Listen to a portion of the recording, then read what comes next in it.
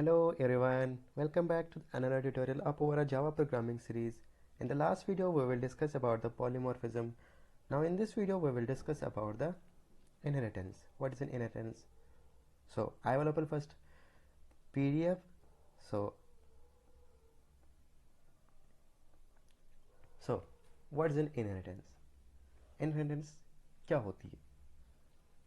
It is inheriting the properties of parent class into the child class, or inheritance is the procedure by which one object acquire all the properties and behavior of a parent object. इसका मतलब क्या हुआ? Inheritance का मतलब हुआ कि अगर आपके पास दो क्लासेस है, पेरेंट और चाइल्ड क्लास है, पेरेंट क्लास की प्रॉपर्टीज को एक्सेस चाइल्ड क्लास कर सकता है, उसी को हम इनहेरिटेंस कहते हैं. Inheritance represent is a relationship which is also known as a parent-child relationship. Inheritance represent किसको करता है? Is a relationship, has a relationship, which is also known as a parent-child relationship. जैसे हमारे पास dog is a animal, car is a vehicle. ये है इसकी example is a relationship की. सेंटेक्स क्या है इनहेरिटेंस को अचीव करने का? ये इसका सेंटेक्स है.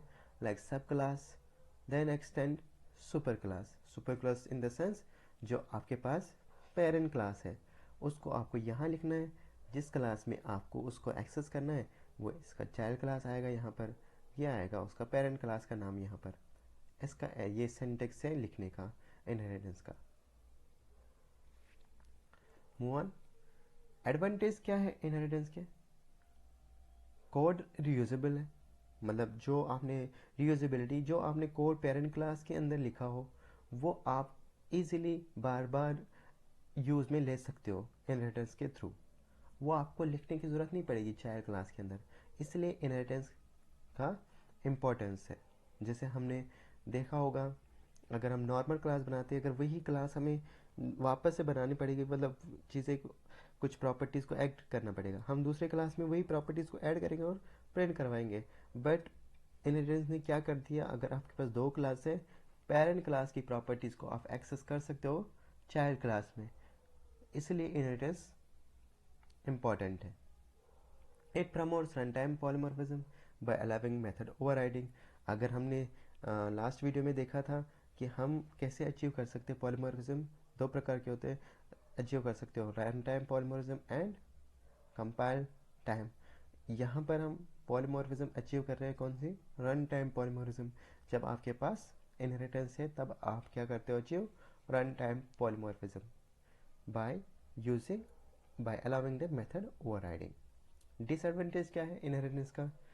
आपके पास दो क्लासेस है, using inheritance the two classes parent and child class gets tightly couple. वो टाइटली कपल होने चाहिए. ये इसकी एक डिसएडवांटेज है. किसकी? इसकी इनहेरिटेंस का. सो टाइप्स ऑफ इनहेरिटेंस, कितने प्रकार के इनहेरिटेंस है? लाइक सिंगल इनहेरिटेंस है, मल्टी लेवल है, हायरार्किकल है, मल्टीपल है, हाइब्रिड है. बट जावा अपने आप के लिए तीन को सपोर्ट करता है, सिंगल, मल्टी लेवल और हायरार्की. मल्टीपल और हाइब्रिड इनहेरिटेंस सपोर्ट नहीं करता जावा, बट अगर हम C++ में देखेंगे वहाँ पर ये सपोर्टेबल है. क्या इंपॉर्टेंट पॉइंट्स है इनहेरिटेंस के? Like inheritance is achieve by using extend keyword. अगर आपको इनहेरिटेंस को अचीव करना है तो आपको एक्सटेंड कीवर्ड की आवश्यकता पड़ेगी, उसके थ्रू आप इनहेरिटेंस को अचीव कर सकते हो. Every class has a super or says a parent class that is object, but object class does not have any parent class. मतलब जो भी आपके पास सुपर क्लास है, every class has a super class, जिसको हम पेरेंट क्लास भी कहते हैं. बट जो हमारे पास ऑब्जेक्ट है, object class does not have any parent class. जो सुपर क्लास है उसका कोई पेरेंट क्लास नहीं हो सकता है, खुद ही पेरेंट है, उसका कोई पेरेंट नहीं होता है. वो यहाँ पर ये इस पॉइंट में कहना चाह रहे हैं, object but object class does not have any parent class. Below does not take part of the inheritance. जो ये कुछ पॉइंट्स है below does not take part in inheritance, ये कुछ पार्ट इनहेरिटेंस के नहीं होते। जैसे कंस्ट्रक्टर है, अ सब class inherit all the members, field, methods and nested class from its superclass, ये कर सकता है।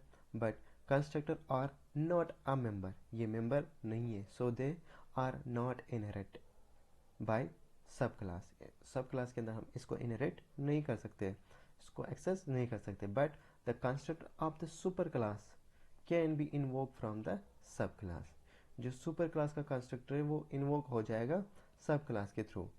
जैसे हमारे पास प्राइवेट मेंबर है, a subclass does not inherit the private members of it is a parent class। क्या कहना चाह रहा है ये, जो भी आपके पास प्राइवेट मेंबर है, अगर सब class does not inherit the private member, सब क्लास प्राइवेट मेंबर को इजीली एक्सेस नहीं कर सकता। अगर आपके पास पेरेंट क्लास है, उसमें अगर आपने मेंबर्स को प्राइवेट किया हुआ है, इसको सिक्योरिटी दी है, प्राइवेट रखा है, तो आप उसको एक्सेस नहीं कर सकते। However if there super class है पब्लिक, अगर सुपर क्लास आपके पास पेरेंट क्लास पब्लिक है और प्रोटेक्टेड है, methods like getter and setter, अगर आपने जितने भी फील्ड्स को गेट सेट बनाया होगा इस प्राइवेट फील्ड को, they can be use by सब क्लास। जो भी आपके पास चाइल्ड क्लास है उसके अंदर आप उनको यूज़ कर सकते हो, तभी पॉसिबल है जब आपने उसको प्राइवेट मतलब पेरेंट क्लास को पब्लिक बनाया हो या प्रोटेक्टेड रखा हो, या उसमें क्या गेटर सेटर बनाया हो, उस फील्ड के प्राइवेट फील्ड का गेटर सेटर बनाया हो, उस डिफ़ॉल्ट प्राइवेट डेटा मेंबर को गेट सेट किया हो, वो मेथड बनाया होगा, तो आप उसको एक्सेस कर सकते हो पेरेंट क्लास चाइल्ड क्लास के अंदर। यही कहना चाह रहा है। There can be only one super class, not more than, because Java does not support multi-level multiple inheritance। तो हमारे पास एक ही सुपर क्लास हो सकता है, एक ही पेरेंट हो सकता है, दो पेरेंट नहीं हो सकता है, क्योंकि यहाँ पर मल्टीपल इनहेरिटेंस सपोर्ट नहीं करता है जावा, इसलिए हमारे पास पेरेंट एक ही रहेगा। तो सिंगल लेवल इनहेरिटेंस क्या है? Single inheritance is a concept in object oriented programming language where a class can inherit attributes and behavior from only one parent class. In other words, a derived or child class can extend the functionality of a single base or parent class। इसको हम देखेंगे example के through अभी। when a class inherit another class is known as a single inheritance। चलो इसको हम practical करके देखते हैं, इसकी एग्जाम्पल देखते हैं, तब आपको ये और क्लैरिटी हो जाएगी। जैसे हम यहाँ पर एक क्लास बनाते हैं, public class inherit single inherit.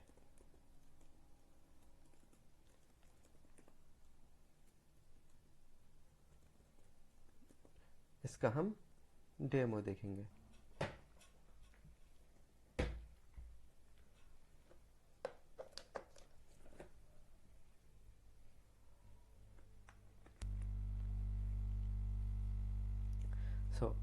Single inherit को देखते हैं। हमने यहाँ पर क्लास का नाम रख दिया सिंगल इनहेरिट, और या इसको हम ऐसे भी कर सकते हैं, नाम कुछ सुटेबल नाम रखते हैं, या हम रखते हैं पेरेंट क्लास, ऐसे रखते हैं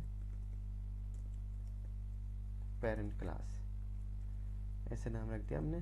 तो इसके अंदर हम कुछ डेटा मेंबर बनाते हैं लाइक इंड आईडी, और नाम रख देते हैं, आईडी नहीं रखेंगे, सीधा नाम रखते हैं पेरेंट क्लास का नाम, स्ट्रिंग नेम, और इसको हम करते हैं अभी के लिए पब्लिक, प्राइवेट नहीं रखेंगे, पब्लिक। और पब्लिक नेम हो गया इंट, इसकी हम एज रखेंगे। और क्या कर सकते हैं, पब्लिक और एड्रेस लेते हैं, एड्रेस। ठीक है, ये हमने 3 डेटा मेंबर बनाए। तो अब हम क्या करते हैं, इस क्लास का पेरेंट क्लास का कंस्ट्रक्टर बनाते हैं, पेरेंट क्लास, इसका हमने कंस्ट्रक्टर बनाया, और यहाँ पर हम इसको करते हैं पब्लिक, क्योंकि हमें ये चाहिए एक्सेस करना है बाहर से भी तो इसको पब्लिक कर लेते हैं, अदरवाइज ये एक्सेसिबल नहीं होगा। ऐसे तो चलेगा अभी के लिए, बट अगर कहीं दूसरे क्लास में चलाओगे, इस क्लास को एक्सेस करने की कोशिश करोगे, तब ये पॉसिबल नहीं है। तो इसलिए हम इसको पब्लिक करते हैं जब हमें किसी दूसरी जगह को भी इस क्लास को एक्सेस करना हो, इस पेरेंट क्लास को सेट गेट करना हो। जैसे हमारा डिफ़ॉल्ट या दो प्रकार के कंस्ट्रक्टर बनते हैं, एक तो पैरामीटराइज, एक डिफ़ॉल्ट। तो अगर हम इसको सेट करेंगे दूसरे क्लास से, दूसरे फोल्डर के, मतलब हमारे पास ये एक फोल्डर में प्रोग्राम है, दूसरे फोल्डर में एक प्रोग्राम बनाएंगे, वहाँ मेन क्लास बनाएंगे, वहाँ से इस क्लास को एक्सेस करने की कोशिश करेंगे, तब ये मांगेगा पब्लिक। इसलिए हम बेस्ट प्रैक्टिस है कि पब्लिक लगाना चाहिए कंस्ट्रक्टर के साथ। तो हम क्या करेंगे यहाँ पर, पहले हम तो डिफ़ॉल्ट कंस्ट्रक्टर को लिखेंगे। तो हमारे पास नेम में हम डिफ़ॉल्ट नेम देंगे, अनडिफाइंड कुछ नहीं लिखेंगे, और फिर हमारे पास एज क्या है, एज वट एवर जो भी है यहाँ दे दिया हमने। और नेम के एड्रेस क्या देते हैं, एड्रेस हम देते हैं अजमेर। ओके, तो ये तो हो गया डिफ़ॉल्ट कंस्ट्रक्टर। ऐसे हम क्या करेंगे, पब्लिक पेरेंट क्लास का, इसका हम स्ट्रिंग पैरामीटराइज कंस्ट्रक्टर बनाते हैं, नेम, और फिर उसके बाद है इंट एज, फिर है int not a int string using address. तो हमने क्या कर दिया, अब क्या करेंगे, दिस डॉट नेम के अंदर हमने नेम डाल दिया। तो अगर हमारे पास सेम नाम का वेरिएबल ना होता तो कोई ज़रूरत नहीं होती पब्लिक दिस लगाने की, बट हमारे पास सेम है तो हमें दिस लगाना पड़ेगा। ये मैंने आपको बताया हुआ है, आप जाकर देख सकते हो, पिछले वाले वीडियोस में मैंने एक्सप्लेन किया हुआ दिस कीवर्ड क्यों इम्पोर्टेंट है, कितने कहाँ हम दिस को यूज़ कर सकते हैं, मैंने डीपली एक्सप्लेन किया हुआ है। वीडियो मिल जाएगा आपको दिस कीवर्ड के ऊपर। और यहाँ पर हम क्या करते हैं, this dot address equals address. तो फिर भी मैं एक बार बताता हूँ, ये दिस कीवर्ड क्या करता है, ये जो हमारे पास पेरेंट का, ये जो हमारे पास क्लास है, ये इस वेरिएबल को डिफाइन करने के लिए या मतलब पहचानने के लिए हमें दिस लगाना पड़ेगा।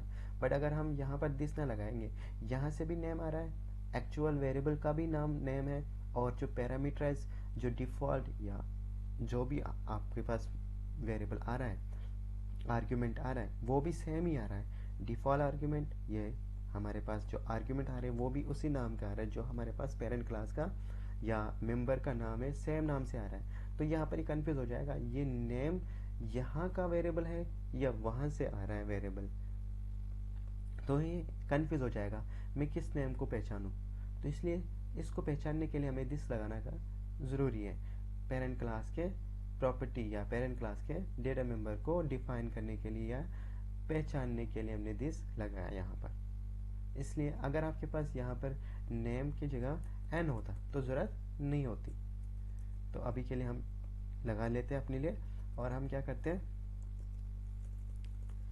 पब्लिक वाइड शो, इस डेटा को प्रिंट करवाएंगे। तो यहाँ पर हम क्या करेंगे, system dot out dot print, और यहाँ पर हम क्या करेंगे, नेम इज, यहाँ पर नेम देते हैं।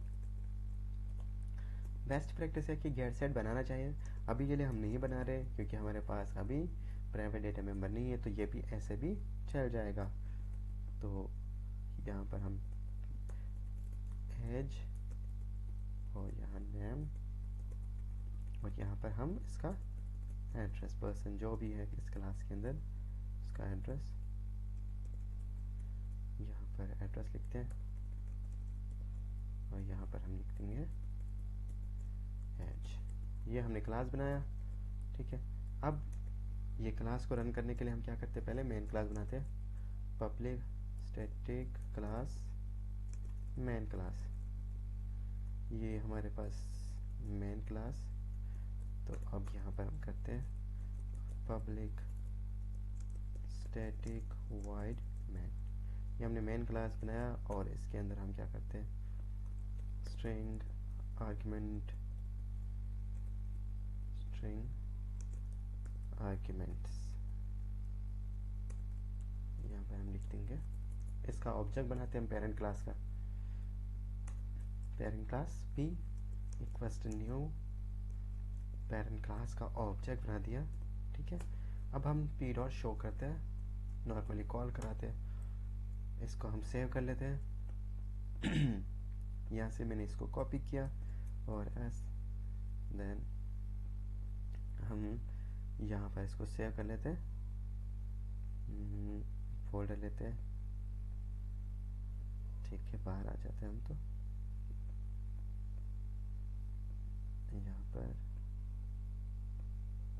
चलो यहाँ से हमें कोई फोल्डर मिल जाए जिसमें हम इसको सेव कर लेते हैं। अभी के लिए हम लेते हैं जावा प्रोग्रामिंग का फोल्डर और यहाँ पर हम जाते हैं इस वाले फोल्डर के ग्रुप्स के अंदर और यहाँ पर इसको हम सेव करते हैं डॉट जावा। ठीक है, तो इसको रन भी कराते हैं, CMD ओपन कर लेते हैं, जावा सी, और जावा सी के बाद पेरेंट क्लास का वही हमने कंपाइल कर दिया। और यहाँ पर क्या दिक्कत है, हमने इसको पब्लिक किया तो एक को पब्लिक करते हैं,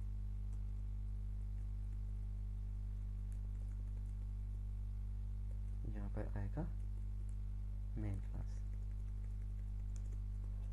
मेन क्लास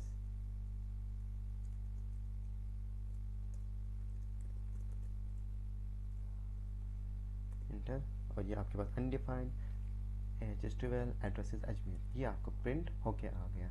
बट मैं क्या करना चाह रहा हूँ, सिंगल इनहेरिटेंस, तो हम क्या करेंगे, एक सब क्लास बनाते हैं, पब्लिक क्लास, इसको तो हमने अचीव कर दिया, पब्लिक क्लास सब, ऐसे लिखते हो, पेरेंट है इसको लिखते हैं चाइल्ड क्लास, चाइल्ड क्लास, तो यहाँ पर हमने चाइल्ड क्लास लिखा और पब्लिक हमने एक को ही क्यों रखा, क्योंकि हमने पेरेंट क्लास का नाम सेम रखा है, चाइल्ड का जो भी हमने पेरेंट क्लास का नाम रखे वही हमने फाइल का भी नाम रखा, इसलिए पब्लिक एक को रखना ज़रूरी है जिस नाम से सेव कर। आप अगर चाहो तो यहाँ पर कोई दूसरा नाम भी रख सकते हो, कोई यहाँ पर इशू नहीं है, बट फिर आपको इनको हाँ पब्लिक ना ही करो तो बेस्ट रहेगा, फिर एरर देगा ये। अगर यहाँ पर ये एक नाम से सेव है और यहाँ पर दूसरे नाम से सेव हो तो चलेगा, फिर पब्लिक लगाने की ज़रूरत नहीं, लगा भी सकते हो, कोई इशू नहीं है। बट अगर आपने इस क्लास का और इस क्लास का नाम सेम रखा, फाइल और क्लास का नाम सेम रखा, तो आपको पब्लिक लगाना ही पड़ेगा किसी भी एक वर्ड क्लास को। तो अब हम बनाते हैं चाइल्ड क्लास, चाइल्ड क्लास के अंदर हम क्या करते हैं, पब्लिक इंट, और इसमें नेम तो आएगा, ऊपर से एज भी आएगा, एड्रेस भी आएगा। इसमें चाइल्ड का हम क्या कर सकते हैं, चाइल्ड का सब्जेक्ट लेते हैं, स्ट्रिंग सब्जेक्ट। ठीक है, इसको हम बस एक ही वेरिएबल रखेंगे और यहाँ पर हम बनाते हैं कंस्ट्रक्टर पब्लिक चाइल्ड क्लास, और यहाँ पर हम स्ट्रिंग सब्जेक्ट जो भी है, अभी के लिए हम लिखते हैं इंग्लिश, ऐसे मैंने लिया, या कोर्स लेना, अभी के लिए हमने एक वेरिएबल को डिफाइन कर दिया, बाद में हम इसको और मॉडिफाई करेंगे, अच्छे से एग्जाम्पल करेंगे दूसरे क्लासों के साथ, तो तब आपको और भी क्लियरिटी हो जाएगी। अभी के लिए हम ऐसे लेते हैं, रैंडमली मैंने लिया है वेरिएबल का नाम, सब्जेक्ट के अंदर जो यूज़र सब्जेक्ट डालेगा वो आ जाएगा, और तो इसको पहचानने के लिए हमें दिस लगाना पड़ेगा, और यहाँ पर स्ट्रिंग सब्जेक्ट पास करा दिया। ठीक है, और यहाँ पर हम शो करेंगे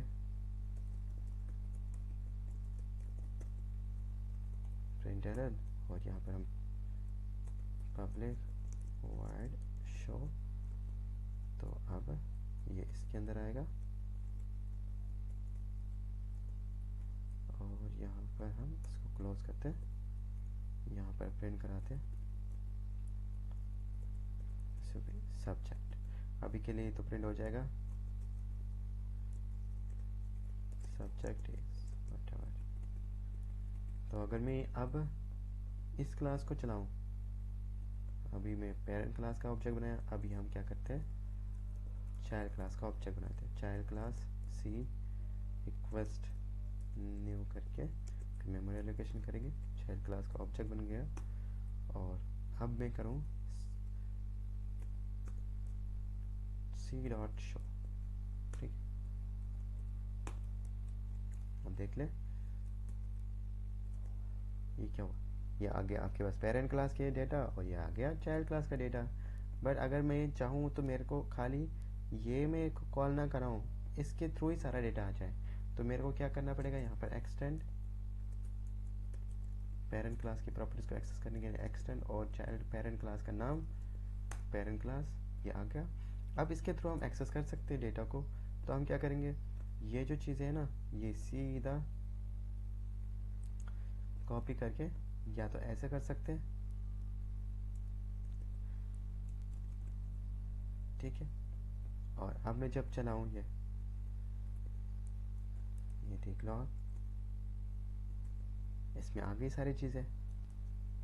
और अगर मैं चाहूँ तो हमारे पास कीवर्ड है, इसको मैं कमेंट करूँ, ओके कमेंट, हमारे पास एक सुपर नाम का कीवर्ड है जो पेरेंट क्लास को एक्सेस करने का काम आता है। जैसे हमें इस मेथड को कॉल करना है तो ये इजी रहेगा, हमें लिखने की ज़रूरत नहीं पड़ेगी। सुपर डॉट शो, तो ये पहले पेरेंट के पास जाएगा फिर आएगा यहाँ पर, तो उससे भी वही काम हुआ। तो इसने क्या कर दिया, ये सुपर कीवर्ड क्या है, ये पेरेंट क्लास की प्रॉपर्टीज़ को एक्सेस करने का काम आता है। एक स्पेशल मेथड है, स्पेशल कीवर्ड कह सकते हो आप इसको। और जैसे दिस है वैसे ये भी है। और यहाँ से मैंने यहाँ से सी डॉट शो किया, मैंने क्या कर दिया इस क्लास का ऑब्जेक्ट बनाया, इसमें मैंने प्रिंट करा दिया, इस शो मेथड को कॉल कराया, इसमें मेरे सब्जेक्ट प्रिंट हुआ।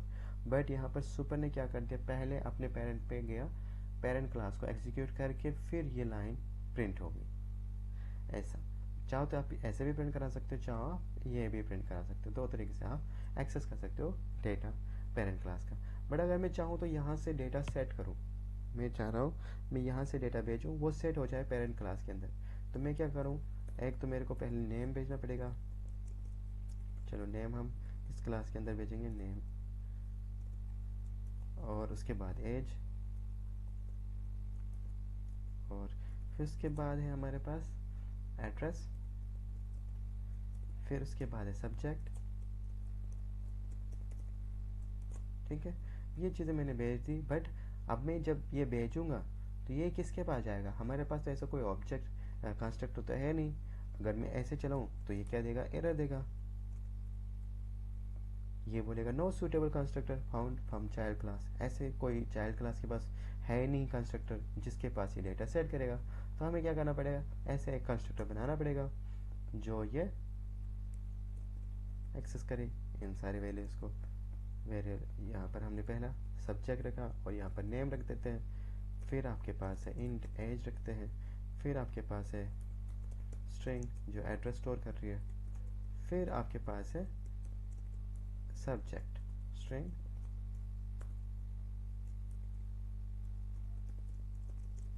सब्जेक्ट। और तो यहाँ से हमें क्या करना पड़ेगा, यहाँ से भी हम सेम काम करेंगे, सुपर लेके जाएगा डेटा को, एक तो नेम लेके जाएगा, एक एज लेके जाएगा और एक एड्रेस लेके जाएगा। ये किसको सेट करेगा, इस कंस्ट्रक्टर को। पहले पेरेंट को सेट करेगा, फिर कहाँ आएगा यहाँ पर, फिर इसमें डेटा डालेगा, तो देन ये एक्सेस हो जाएगा। देखते देखो हमने जो डेटा भेजा वो एक्सेस हो गया, ठीक है। ऐसे आप सेट कर सकते हो सुपर कीवर्ड के थ्रू कंस्ट्रक्टर भी कॉल हो जाएगा, यहाँ से आप डेटा भेजकर पेरेंट क्लास को एक्सेस कर सकते हो, पेरेंट क्लास को सेट कर सकते हो। That's all single inheritance. I hope आपको समझ आया होगा सिंगल इनहेरिटेंस को हम अचीव कैसे कर सकते हैं। हमने थोड़ा थ्योरेटिकल पार्ट पढ़ा और सिंगल इनहेरिटेंस क्या होती है वो हमने देखा इस वीडियो में, आने वाले वीडियोस में हम देखेंगे। और बाकी प्रकार के इनहेरिटेंस जैसे मल्टीपल हो गया, हाइब्रिड हो गया, उनको हम आने वाली वीडियोस में डिस्कस करेंगे। That's all today's video. Thank you for watching.